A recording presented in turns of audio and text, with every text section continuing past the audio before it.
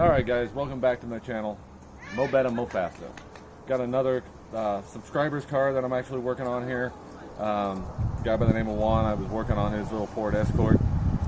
Did the transmission replacement. One of the first videos I did. Alright, well, he's brought him and his wife's car back in here.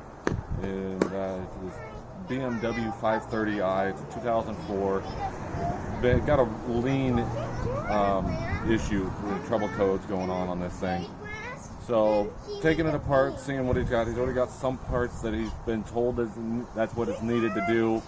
So right now I'm tearing it apart, seeing what discovery mode here right now to see what's exactly going on causing this vacuum leak. So let's go ahead and walk over here and look at this car. Go ahead and walk around a little bit and take a look at this overall, the whole car here. Shows the guy's car off a little bit, and I think that's what he wants to see in the video here. So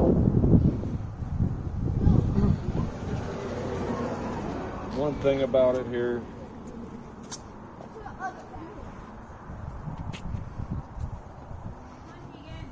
a nice looking car, takes good care of it. He's real pleased with this car. That's one thing that I found in my time working with customers, working with people's cars. You earn their trust. They tend to come back for more, and they give you more trust with their vehicles, and they're nicer vehicles. And they tend to tell people that have the nicer vehicles that, hey, this guy is trustworthy. Take it to him. He does quality work. So you just build that reputation. I'm building that reputation here in Idaho. Haven't done much with any repairs or modifications since I've been here in Idaho. Been here since '07. But when I was in the Bay Area, California, everybody knew me, knew a whole bunch of people, had all kinds of connections, did all kinds of work, and constantly had people bringing anything and everything to me to build my car, do this, what should I do, what do you recommend? Haven't had that since I've been up here, and I miss it a lot. So I'm starting to build my reputation back up here in the area, and it's going very well. As you can see, we got a higher dollar, higher class car that we're working on today. So kind of look at the engine here as we're going, and show you, he's already done some upgrades here. He's got this kind of interesting setup here with a cold air intake, but functional. But yeah, so what we're going to be doing here is we're looking at the possibility of some of these vacuum lines being broken. Either that or the vacuum diaphragm modulator piece that goes under here. And of course you can't see it. It's tucked way back down underneath all this stuff back in here. So we're in the process of discovery mode right now. We got to take this intake manifold off and a few other things. We've already taken this cover off that goes over top of the injector rail. And there's the dual cabin air filters and that little cowl cover piece that goes all across here. Already have removed all that stuff. So now we're in the process of further taking this down to get this intake manifold off, to get at all these vacuum lines that are all fed through in here, and find out what is actually causing this vacuum leak to cause it to run the lean. Alright, so we'll get back to you. I'll take some more in-process pictures as we're going. Alright, so we got this stuff all apart here, and yet again, I'm not thrilled about other people's work. We got intake tubing and stuff here, but we got the throttle body off the intake. And when I pulled it off, as you can see, it was all gooped up with RTV. Instead of replacing the gasket, they just gooped it all up. And I mean, the concern about that is, as you see, it's getting right on close to the edge. I've already peeled some of it off here, but got some off into the inside there. It's just a mess. And then you got the little baffle here. It's got a seal all the way around it. And that's coming off. That was never replaced. And that's kind of believe that's actually molded with that unit. So instead of replacing this unit or replacing the gasket around there, they just cooped it all up with even more. As you can see, it's on the inside here. All around, you can see it just slopped all over the place. It's just gross. I mean, yeah, there's a bunch of buildup on here, a bunch of oil and stuff, but I think that's because of that PCV valve system messing up. Get off me, fly. PCV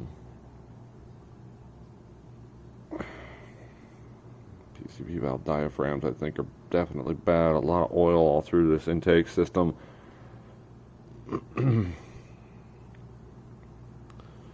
So, anyway, I'm just not happy with that. We got the old PCV valve diaphragms here. Can't really tell anything by looking at them, really. But they're all gumped up with oil. I mean, tipping this over, I was dripping oil all over the place here. One of the old lines. That's one thing about these old lines. You want to make sure you get the kit that's got all these new lines, because these things with age get brittle. And when you try to squeeze them, to take them loose, to get them off, they just break. They become real brittle. Even brand new, they're fragile. But then years of heating and cooling and driving around and everything, and vibration, they become extremely brittle. And the slightest little pressure on them to actually do what they're supposed to do, and they just snap. So we got new little lines to put on here to replace the old ones. One of which is one of these. This one I got to take off. But you can see even more RTV all over this part of the intake. I got to clean all that crap off. Keep it from going inside. Clean up the throttle body mounting area. Doesn't look too bad with RTV on that, which is surprising.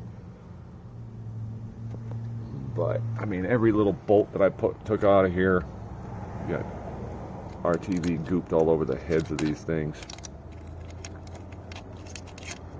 It's just, what the heck? Really? Making a mess of a customer's car. All these injectors. I mean, the intake manifold gasket, the guy's saying here, owner of the car, saying that the gaskets were replaced a couple years ago. So it should not be looking like this. These injectors should have been cleaned. At least the ends of these things. And if you look at them, those were not cleaned off. The spray area don't look bad. Oh, come on. Focus on there. You're not going to focus on the injector. It's a tip. Really? Alright. Well, camera's not going to focus. So, anyway, the tips look good. But all the rest of that sealing area, they're not going to seal right when they're not cleaned up. That's just going to potentially cause a leak. These things are all nasty. Didn't get cleaned up. All this dirt should have been at least wiped out of the way, cleaned up. So the new gasket would have gone on and sealed properly. But they weren't cleaned up properly. There's no way that was cleaned up beforehand. That's gross. Shoddy work, unfortunately. So him getting this lean codes in on this car doesn't surprise me. We get some new gaskets in this thing. Get this stuff cleaned up. Get it to seal right. Get these injectors cleaned up. Get this thing running better. Should not have any more lean codes after we get this PCV system replaced, get all this other stuff cleaned up and sealed correctly, and get it taken care of for him. Get it to where it'll pass the emission test, because then it won't have the check engine light on anymore. Yeah, and by the way, if you ever have one of these cars and need to have the starter replaced, and you wonder why they're charging you higher in labor to replace a starter, which you would think, oh, that's not too big of a deal. Well, this car, it is kind of a big deal. You can't get to it without taking off all this stuff that I had to take apart. Injector rail, fuel rail and injectors, the whole intake manifold, throttle body off, everything that I've taken apart here. All these parts piled right there. Those parts, all those parts, all have to come off. Things have to be moved out of the way. And if you're a more stock vehicle, then you got this big huge air box that's normally right here. That would have to come out of the way too, just to get to that guy right there. So we're not going to deal with that today. It's starting great. It hasn't had an issue. Hopefully won't be an issue for him for a while. But I asked him if, hey, maybe while we have it apart, you want to go ahead and do that, because that looks like the original starter. But he's like, no, it shouldn't be too big of a deal. We'll do, if it goes out and have problems here in a year or two, then we'll come back to me and have me get back into it. But yeah, so there's the in progress. I'll get some more in progress stuff as I clean some stuff up and show you what it's supposed to look like. Alright, so apologize to everybody here. Ended up finishing this up late in the night. I ended up getting pulled away from this job in the middle of it to go do some other work. So I didn't get more in process stuff for you, but we got it all back together. Got all the appearance stuff on, got it all cleaned up and pretty. Just ended up having a situation where we went to fire this thing up and it didn't want to run right. Come to find out, in the middle of the night as I was putting this together, I bumped the little connector for the throttle body, which is right down in here. You want to hand me my little flashlight, please? It's in the little side pocket of that little bag right there. On the outside of the bag. Yeah, there we go. Put some light on this guy right down in here. You can see that little connector right down in there. Oh, come on. Camera focus. There we go. Right underneath the intake tubing. Ended up being separated. Let's see if I can get a better shot of this. And it's still not wanting to focus right. It's just the light reflecting, but you kind of see the light. See if I can dim this light. Maybe that'll help. There we go. Right down there. You can see that connector right on the outside of the throttle body, right under the intake. So last night I was messing with this hose right here to try to get it on. It was fighting me. And I knocked that connector off.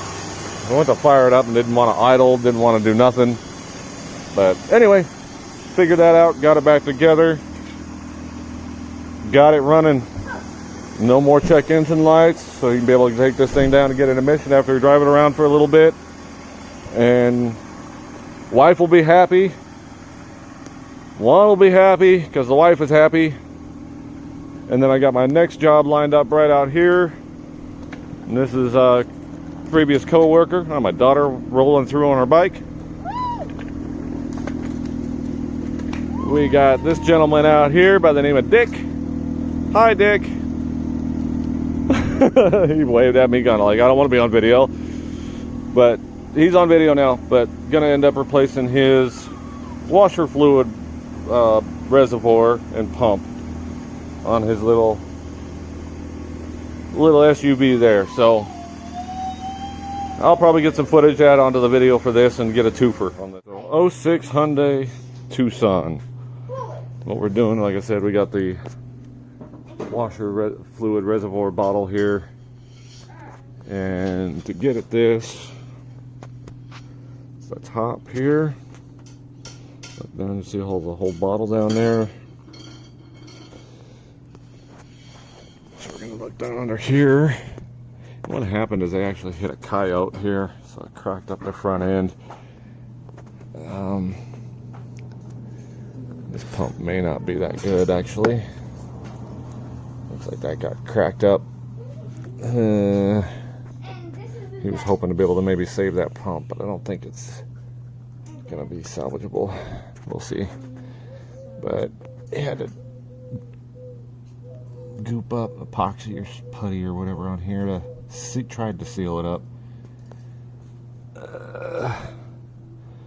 We're gonna have to get the bolts out of this thing. Should be one right there, and there should be another one right there. Yep. And there should be one more right there. Let's see if I got that. Yeah. Where'd it go? I can see it.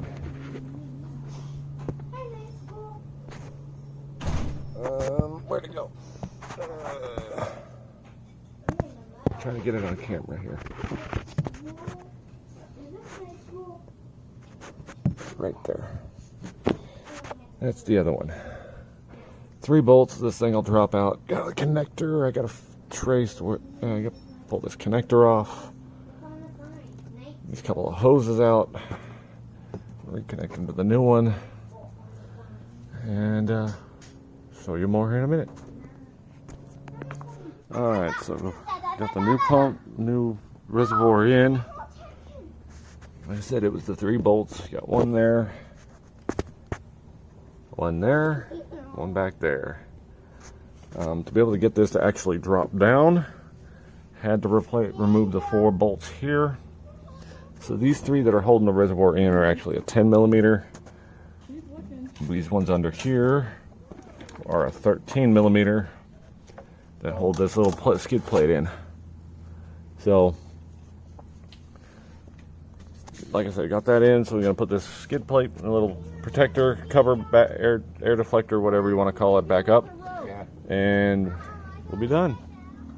All right, another satisfied customer.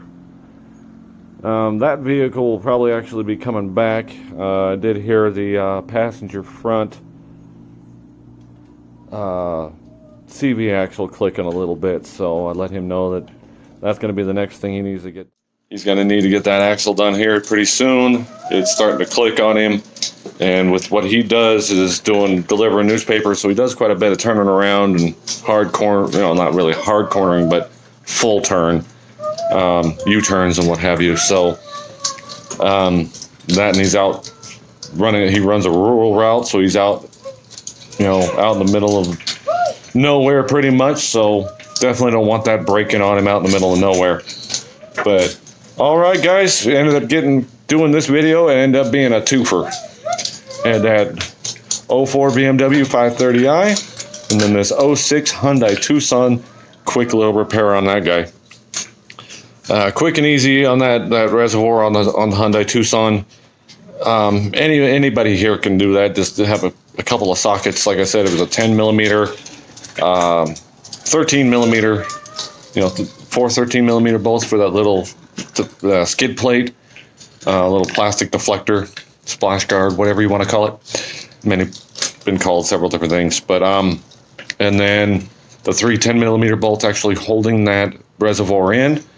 Other than that, you might want like a little flat, medium-sized flathead screwdriver to kind of help push off the rubber hoses that connect to the pump, and just a little squeeze type release connector. So, other than that, real easy to do. Anybody can do it in their driveway, no problem. That's a quick and easy fix. BMW was a little bit more challenging. There's a lot more in-depth, a lot of wires and stuff that you got to disconnect. Really had to get in under there to do that. PCV diaphragm modulator, whatever you want to call it. But it's got two vacuum diaphragms that are in there. There's 1, 2, 3, 4 lines coming off of that thing. Vacuum lines that go off to different parts of the motor. One valve cover, the other one goes up to the intake manifold and gets split up there among each cylinder. And then another line that goes down to the bottom of right underneath the intake. There's another little actuator solenoid. And then it goes down to the dipstick tube as well for venting there. So it's kind of a pain in the butt to deal with that. But typically, if that's what you have codes coming up on your BMW, and it's lean bank 1 and lean bank 2, typically that's going to be your fix, is that PCV valve system. And usually you want to get the kit, not just that piece. It usually comes with a kit with the vacuum lines that come with it, that attach to it, because they're all plastic. Like I said earlier in the video, they're brittle. I showed you how they break when you squeeze them, and then you have to force them off. So get the whole kit if you're going to do that job. If you're not comfortable with tearing that far into your engine, I understand. Give me a call if you're in my area. If not, get in contact with your certified tech in your area, and they'll get you taken care of. Anyway, that's it for this episode, guys. Be safe out there. Crazy world nowadays we're in. Be safe. Love each other. Show compassion for each other. Don't hate each other. Don't get upset with each other. Be patient. Be loving. God bless.